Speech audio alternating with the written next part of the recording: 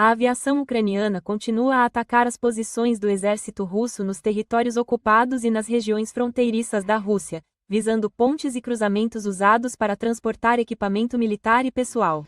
Conforme visto em imagens de drones compartilhadas em canais do Telegram, esses ataques, realizados principalmente com bombas de aviação de fabricação ocidental fornecidas ao exército ucraniano como parte da ajuda militar, destruíram vários cruzamentos e posições das forças de ocupação russas, bem como casas onde soldados estavam posicionados.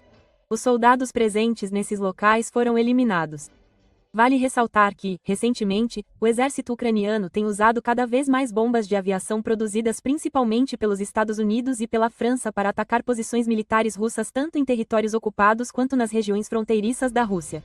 Como resultado, um número significativo de centros de comando, depósitos de munição, equipamento militar e pessoal foram destruídos.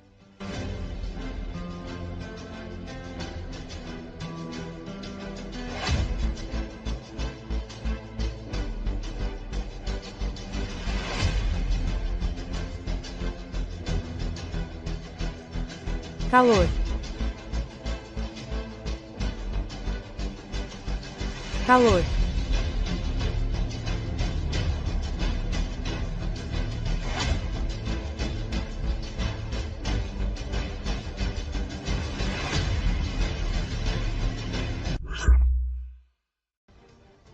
Políticos e ativistas da oposição russa exilados têm se reunido para traçar estratégias para um mundo pós-PTP Putin desde os primeiros meses da invasão da Ucrânia.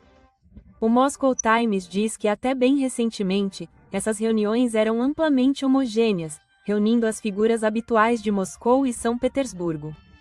Mas, à medida que as vozes das repúblicas étnicas da Rússia se tornaram cada vez mais perceptíveis para os atores internacionais, graças aos esforços de dezenas de grupos indígenas de direitos e descoloniais que enfrentam repressões em massa em seu país, os organizadores da conferência começaram a introduzir cotas tácitas para representantes indígenas. Isso dificilmente torna esses eventos mais reflexivos da diversidade encontrada dentro da Rússia. Os povos indígenas continuam desproporcionalmente subrepresentados nos painéis e entre os participantes, relata o Moscow Times.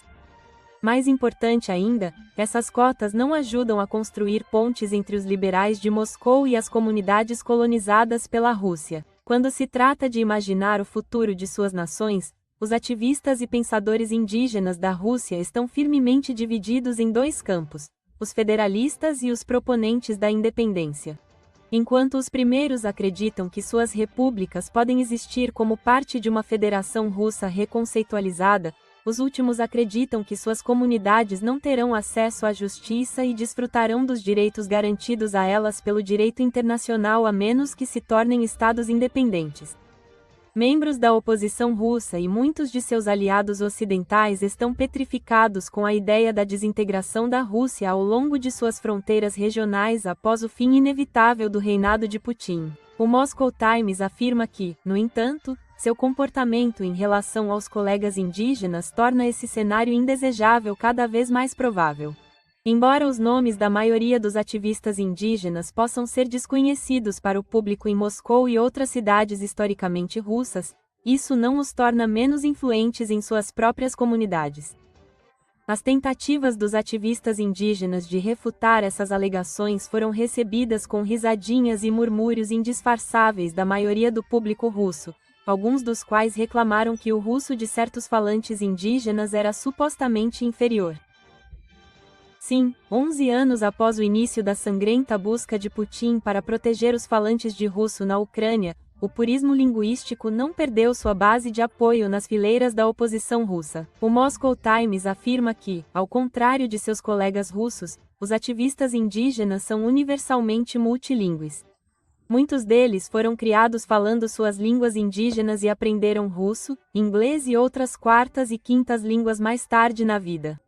A maioria deles foi envergonhada por seu russo imperfeito na escola. Alguns observadores alertaram que a desintegração da Rússia resultaria inevitavelmente em derramamento de sangue e violência decorrentes da suposta inexperiência e educação cultural da população indígena.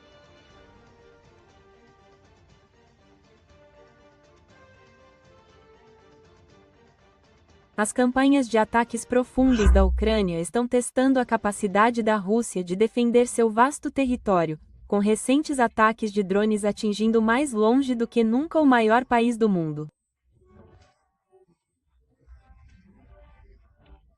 O veículo de comunicação United 24 disse: de acordo com o Al Jazeera em 19 de junho, a Ucrânia está demonstrando cada vez mais que a grande escala geográfica da Rússia, que já foi uma vantagem histórica, está se tornando uma vulnerabilidade estratégica na guerra em andamento.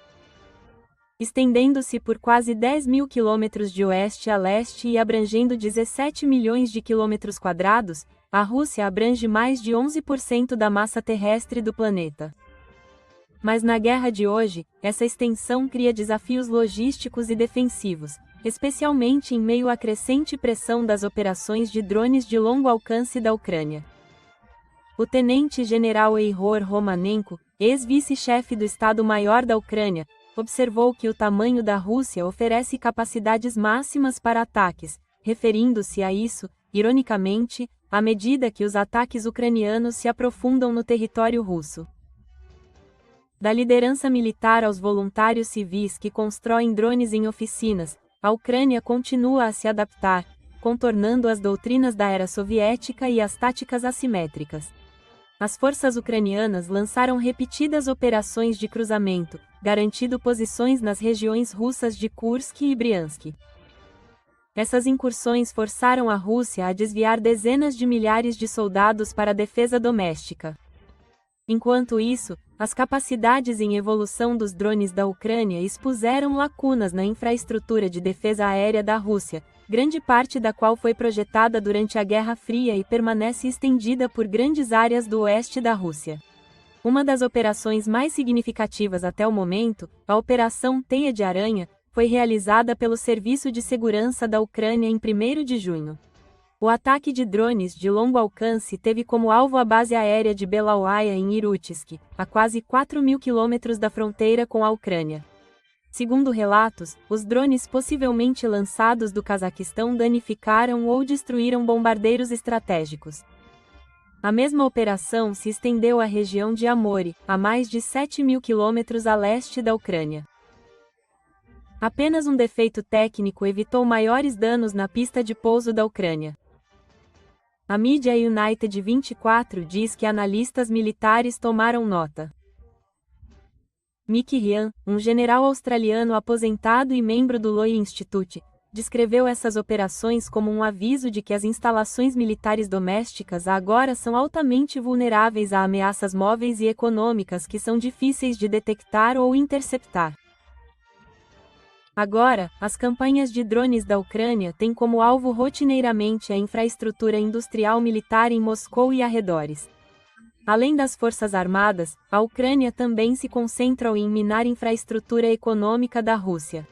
Uma série de greves em refinarias de petróleo e oleodutos de combustível paralisou temporariamente até 14% da capacidade de refino da Rússia. De acordo com a Agência de Inteligência de Defesa do ZEUA, essas greves, vistas como uma resposta aos repetidos ataques da Rússia à rede elétrica da Ucrânia, desencadearam uma proibição de 6 meses nas exportações de gasolina, aumentaram os preços domésticos dos combustíveis em 30% e forçaram a Rússia a importar combustível da Belarus.